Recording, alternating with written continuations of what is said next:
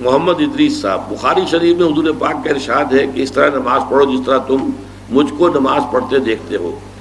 سوال یہ کہ حضور نے کس طرح نماز پڑھی جبکہ بخاری شریف میں حضور نے رفع یدین کی نماز پڑھی ہے؟ بخاری شریف میں حضور نے رفع یدین کی نماز پڑھی ہے۔ دیکھیے حضور نے مختلف طریقوں اختیار کیے مختلف اوقات میں۔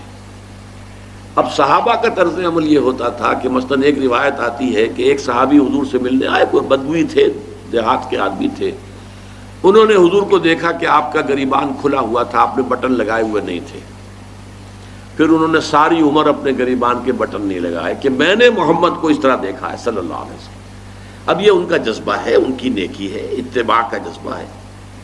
یا ایک سفر میں کسی کو دیکھا، کسی نے دیکھا کہ حضور ایک درخت کے نیچے سے ہو کر گزرے، اب وہ جب بھی جاتے تھے ادھر اس کے نیچے سے ہو کر گزرتے تھے، چاہے اس کی کوئی مقصد نہیں، لیکن یہ بھی ایک اتباع کا جذبہ ہے۔ تو اس میں یہ ہے کہ نماز کی بعض چیزیں ایسی ہیں کہ جن میں معلوم ہوتا ہے کہ حضور کچھ اس میں رد و بدل کرتے رہے۔ کبھی آپ نے ہاتھ بالکل کھلے چھوڑ کر بھی نماز پڑھی ہے، کبھی آپ نے ہاتھ نیچے باندھے ہیں، کبھی اوپر باندھے ہیں۔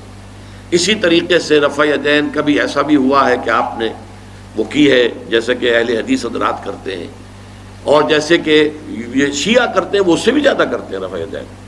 اہل حدیث سے آگے ہیں، وہ بہت آگے ہیں رفع یدین کے اندر۔ اور ایک رائے یہ ہے کہ حضور نے آخری زمانے میں آ کر سارے رفع یدین چھوڑ دیے تھے سوائے یہی جو تکبیر تحریمہ کے وقت ہے۔ اب یہ روایات، اب یہ بحث ہو جائے گی علمی، کس روایت کا کیا مقام ہے، کس کی کیا حیثیت ہے۔ بخاری شریف میں جو روایت ہے وہ یہی ہے رفع یدین کی، جو آپ صحیح کہہ رہے ہیں، لیکن یہ کہ بخاری شریف واحد کتاب تو نہیں ہے اس حدیث کی، مصنف عبد الرزاق ایک کتاب ہے، اور اسی طریقے سے اور اس میں یہ کہ امام مالک کے پیروکار، حالانکہ امام مالک مدینے کے دارالہجرہ کے امام ہیں، وہ رفع یدین نہیں کرتے۔ امام شافعی کے کرتے ہیں، امام مالک کے نہیں کرتے، امام ابو حنیفہ کے نہیں کرتے۔ تو ان چیزوں میں بہت زیادہ پریشان ہونے کی ضرورت نہیں ہے۔ اصل جو معجزہ ہے حضور کا اور اسلام کا وہ یہ ہے کہ 1400 برس گزر گئے لیکن نماز کے ضمن میں اتنا اختلاف نہیں ہے کہ تمام مسلمان باجماعت نماز نہ پڑھ سکیں۔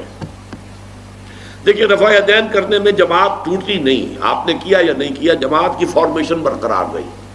فرض کیجئے کوئی شخص یہ سمجھتا کہ پہلے سجدہ ہے پھر رکوع ہے،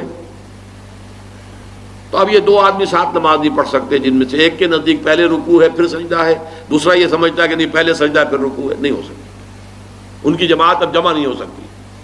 یا کسی کا یہ خیال ہو کہ جیسے ہر رکعت میں رکوع ہے کہ سجدہ بھی ایک ہے، وہ ایک سجدہ کر کے کھڑا ہو جائے۔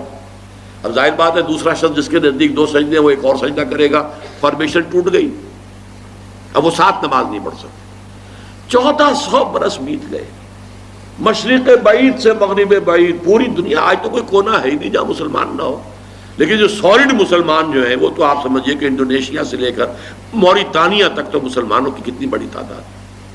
لیکن کہیں ایسا نہیں ہے کہ آپ کی فارمیشن ٹوٹتی ہو، کوئی ایسا مسلک نہیں ہے جس میں یہ خیال ہو کہ مغرب کی رکعت میں 2 ہیں جیسے فجر کی ہے، نہیں، وہی 3 رکعتیں ہیں۔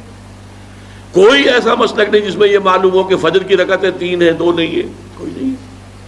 عصر کی 2 ہیں یا 4 6 ہیں، کوئی نہیں، وہی رکعت کی ترتیب، پہلے کھڑے ہونا ہے پھر رکوع ہے پھر کھڑے ہونا ہے پھر سجدے میں جانا ہے پھر بیٹھنا ہے پھر سجدہ پھر کھڑے ہونا۔